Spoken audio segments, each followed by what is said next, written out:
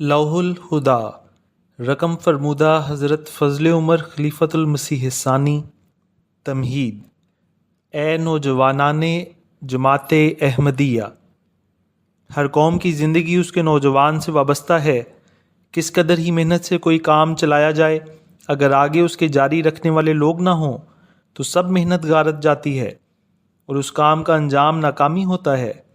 گو ہمارا سلسلہ روحانی ہے، مگر چونکہ مذکورہ بالا قانون بھی الہی ہے، اس لیے وہ بھی اس کی زد سے بچ نہیں سکتا۔ پس اس کا خیال رکھنا ہمارے لیے ضروری ہے۔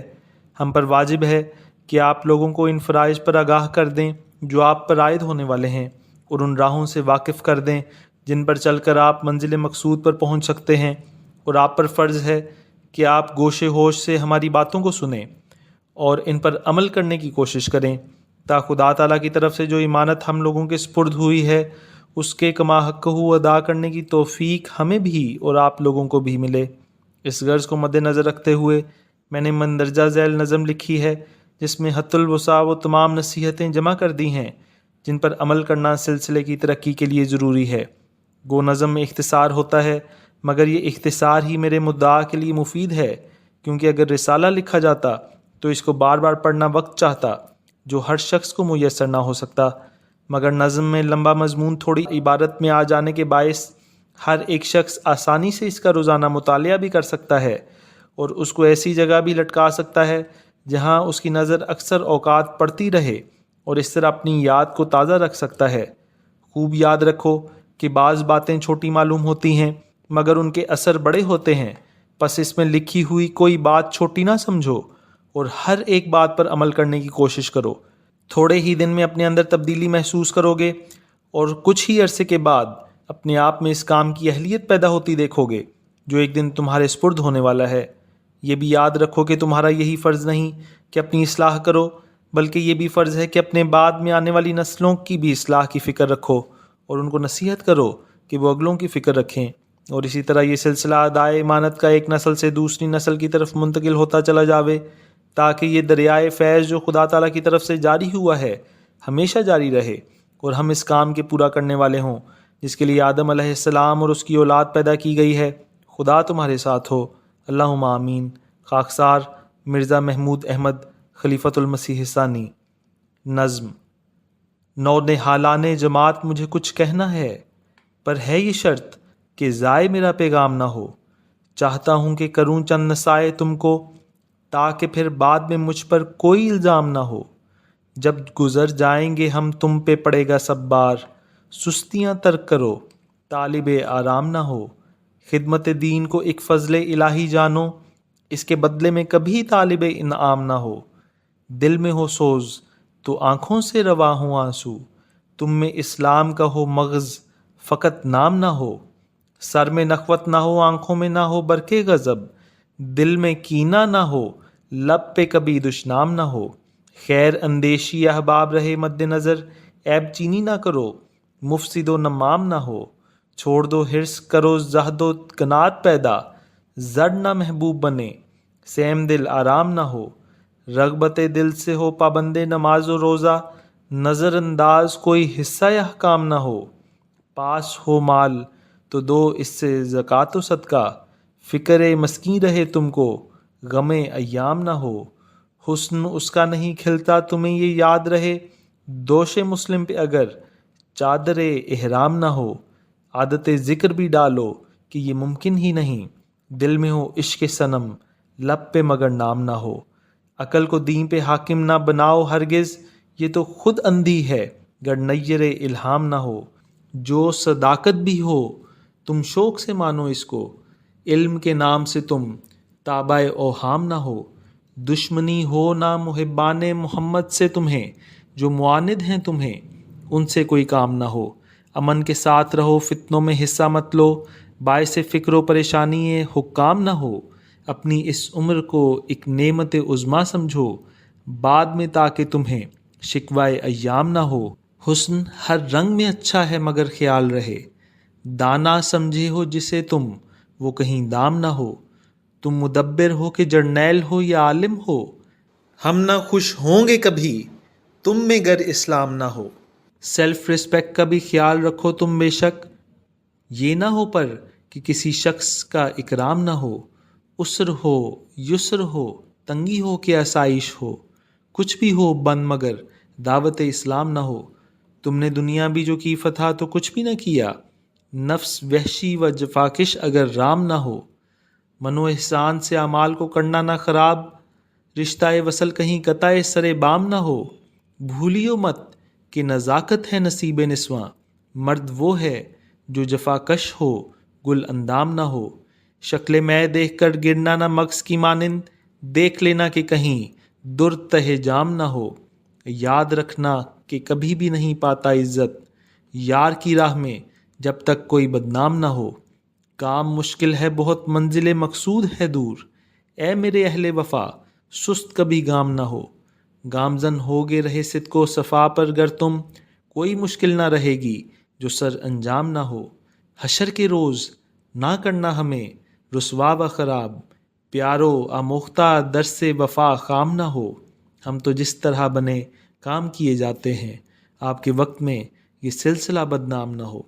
मेरी तो हक में तुम्हारे ये दुआ है प्यारो, सर पे अल्लाह का साया रहे नाकाम ना हो। जुल्मते रंजो गमो दर्द से महफूज रहो, महरे अनवार दरख्शंदा रहे शाम ना हो। अल-हकम 7 अक्टूबर 1920।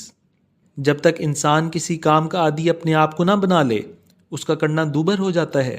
बस ये गलत ख्याल है कि जब जिम्मेदारी पड़ेगी देखी जाएगी। आज ही से अपने आप को खिदमत दीन की आदत डालनी चाहिए। नंबर 2, कभी खिदमत दीन करके इस पर फ़ख्र नहीं करना चाहिए। ये खुदा का फ़ज़ल होता है कि वो किसी को खिदमत दीन की तौफ़ीक दे, ना बंदे का एहसान कि वो खिदमत दीन करता है। और ये तो हद दर्जे की बेवकूफ़ी है कि खिदमत दीन करके किसी बंदे पर एहसान रखे या उससे किसी ख़ास सलूक की उम्मीद रखे। नंबर 3, इस ज़माने का असर इस किस्म का है कि लोग अल्लाह ताला के सामने इज़्ज़ो न्याज़ करने को भी वज़ा के ख़िलाफ़ समझते हैं और खुदा के हजूर में माथे का खाक आलूद होना इन्हें ज़िल्लत मालूम होता है, हालांकि इसके हजूर में तज़ल्लुल ही असल इज़्ज़त है। नंबर 4, इस ज़माने में मादी तरक्की के असर से रुपए की महब्बत बहुत बढ़ गई है और लोगों को हर एक मामले में रुपए का ख्याल ज़्यादा रहता है। रुपए को माना बुरा नहीं, लेकिन इसकी महब्बत खुदा ताला की महब्बत के साथ मिलकर नहीं रह सकती। जो शख्स रात दिन अपनी तनख्वाह की ज़्यादती और आमद की तरक्की की फ़िक्र में लगा रहता है, उसको खुदा ताला के कुर्ब के हासिल करने और बनी नौ इंसान की हमदर्दी का मौका कब मिल सकता है। मोमिन का दिल काने होना चाहिए, एक हद तक कोशिश करे, फिर जो कुछ मिलता है उस पर खुश होकर खुदा ताला की नेमत की कदर करे। इस बड़ी हुई हिर्स का नतीजा अब ये निकल रहा है कि लोग खिदमत दीन की तरफ भी पूरी तवज्जो नहीं कर सकते और दीनी कामों के मुतल्लिक भी इनका यही सवाल रहता है कि हमें क्या मिलेगा, और मुकाबला करते रहते हैं कि अगर फ़लाँ दुनिया का काम करें तो ये मिलता है, इस दीनी काम पर ये मिलता है, हमारा किस में फ़ायदा है।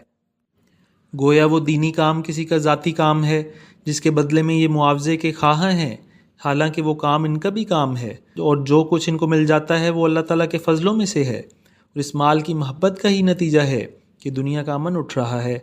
ज़रूरियात ऐसी शय हैं कि इनको जिस कदर बढ़ाओ बढ़ती जाती हैं, बस कनात की हदबंदी तोड़कर फिर कोई जगह नहीं रहती जहाँ इंसान कदम टिका सके। करोड़ों के मालिक भी तंगी के शाकी नज़र आते हैं। जिसके हाथ से कनात गई और माल की मोहब्बत उसके दिल में पैदा हुई, वो ख़ुद भी दुख में रहता है और दूसरों को भी दुख देता है, और खुदा ताला से तो इसका ताल्लुक़ हो ही नहीं सकता। नंबर 5, फ़िक्र मस्कीन रहे, यानी ये गम ना हो कि अगर गरीब की मदद करेंगे तो हमारा रुपया कम हो जाएगा, फिर ज़रूरत के वक्त क्या करेंगे। जो इस वक्त मोहताज है उसकी दस्तगीरी करो और आइंदा ज़रूरियात को खुदा पर छोड़ दो। नंबर 6, हज एक नहायत ज़रूरी फ़र्ज़ है। नई तालीम के दिलदादा इसकी तरफ से बहुत गाफिल हैं, हालांकि इस्लाम की तरक्की के असबाब में से ये एक बड़ा सबब है। ताकत हज से ये मुराद नहीं कि करोड़ों रुपया पास हो। एक मामूली हैसियत का आदमी भी अगर इखलास से काम ले तो हज के सामान मुहैया कर सकता है। नंबर 7, नमाज के अलावा एक जगह बैठकर तस्बीह व तहमीद व तकबीर करना या कामों से फ़रागत के वक्त तस्बीह व तहमीद व तकबीर करना दिल को रोशन कर देता है। इसमें आजकल लोग बहुत सुस्ती करते हैं। नतीजा ये होता है कि रूहानी सफाई भी हासिल नहीं होती। नमाज़ों के पहले या बाद इसका ख़ास मौका है। नंबर 8, हर एक शख्स का फ़र्ज़ है कि मज़हब को सच्चा समझ कर माने। यूं ही अगर सच्चे दीन को भी मान लिया जाए تو کچھ فائدہ نہیں، لیکن جب پوری طرح یقین کر کے ایک بات کو مانا جائے تو پھر کسی کا حق نہیں کہ اس کی تفصیلات اگر اس کی عقل کے مطابق نہ ہوں تو ان پر حجت کرے۔ روحانیات کا سلسلہ تو خدا تعالیٰ کی طرف سے قائم ہے، پس عقل اور مذہب کا مقابلہ نہیں بلکہ عقل کو مذہب پر حاکم بنانے سے یہ مطلب ہوگا کہ آیا ہماری عقل زیادہ معتبر ہے یا خدا تعالیٰ کا علم؟ نعوذ باللہ من ذالک۔ ہاں یہ بات دریافت کرنی بھی ضروری ہے کہ جس چیز کو ہم مذہب کی طرف منسوب کرتے ہیں وہ مذہب کا حصہ ہے بھی یا نہیں۔ نمبر 9، آج کل یورپ سے جو آواز آوے اور وہ کسی فلاسفر اور سائنسدان کی طرف منسوب ہو تو جھٹ اس کا نام علم رکھ لیا جاتا ہے اور اس کے خلاف کہنے والوں کو علم کا دشمن کہا جاتا ہے۔ یہ نادانی ہے۔ جو بات مشاہدوں سے ثابت ہو اس کا انکار کرنا جہالت ہے، لیکن بلا ثبوت صرف بعض فلسفیوں کی تھیوریوں کو علم سمجھ کر قبول کرنا بھی کم عقلی ہے۔ اس وقت بہت سے یورپ کے نو ایجاد علوم تھیوریوں قیاسات سے بڑھ کر حقیقت نہیں رکھتے۔ ان کے اجزاء ثابت ہیں، لیکن ان کو ملا کر جو نتیجہ نکالا جاتا ہے وہ بالکل غلط ہوتا ہے۔ لیکن علوم جدیدہ کے شیدائی اس امر پر غور کیے بغیر ان وہموں کی اتباع کرنے لگ جاتے ہیں۔ نمبر 10، مومن کا فرض ہے کہ بجائے حقارت اور نفرت سے کام لینے کے محبت سے کام لے اور امن کو پھیلائے۔ مومن کا وطن سب دنیا ہے، اس سے جہاں تک ممکن ہو تمام فریقوں میں جائز طور پر صلح کرانے کی کوشش کرے اور قانون کی پابندی کرے۔ نمبر 11، اچھی بات خواہ دین کے متعلق ہو خواہ دنیا کے متعلق اچھی ہی ہوتی ہے، مگر بہت دفعہ بری باتیں اچھی شکل میں پیش کی جاتی ہیں، اس کا بھی خیال رکھنا چاہیے۔ انگریزی کی مثل ہے all that glitters is not gold۔ Number 12، دنیاوی ترقی کے ساتھ اگر دین نہیں تو ہمیں کچھ خوشی نہیں ہو سکتی، کیونکہ اگر یہ اصل مقصد ہوتی تو پھر ہمیں اسلام اختیار کرنے کی کیا ضرورت تھی؟ پھر مسیحیت جو اس وقت ہر قسم کے دنیاوی سامان رکھتی ہے، اس کو کیوں نہ قبول کر لیتے؟ نمبر 13، آج کل لوگ سیلف رسپیکٹ کے نام سے بزرگوں کا ادب چھوڑ بیٹھتے ہیں، حالانکہ صحیح عزت کے لیے ادب کا قائم رکھنا ضروری ہے۔ اگر ادب نہ ہو تو تربیت بھی درست نہیں ہو سکتی۔ سیلف رسپیکٹ کے تو یہ معنی ہے کہ انسان کمینہ نہ بنے، نہ کہ بے ادب ہو جائے۔ نمبر 14، کسی زمانہ کسی وقت کسی حالت میں اسلام کی تبلیغ کو نہ چھوڑو، ایک دفعہ اس کے خطرناک نتائج دیکھ چکے ہیں۔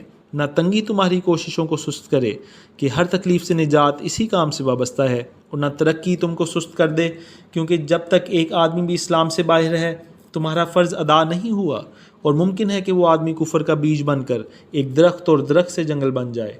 نمبر 15، سب سے پہلا فرض اصلاح نفس ہے۔ اگر اس کے ظلم ہوتے رہیں اور ان کی اصلاح نہ ہو تو دوسروں کی اصلاح تم کو اس قدر نفع نہیں پہنچا سکتی۔ نمبر 16، انسان نیکی کرتے کرتے کبھی خدا تعالیٰ کا پیارا بننے والا ہوتا ہے کہ احسان جتا کر پھر وہیں آ گرتا ہے جہاں سے ترقی شروع کی تھی، اور چوٹی پر پہنچ کر گر جاتا ہے۔ اس کی ہمیشہ احتیاط رکھنی چاہیے، کیونکہ وہ محنت جو ضائع ہو جاتی ہے حوصلے کو پست کر دیتی ہے۔ نمبر 17، صفائی اچھی چیز ہے، مگر نازک بدنی اور جسم کے سنگار میں مشغول رہنا اور حسن ظاہری کی فکر میں رہنا یہ مرد کا کام نہیں۔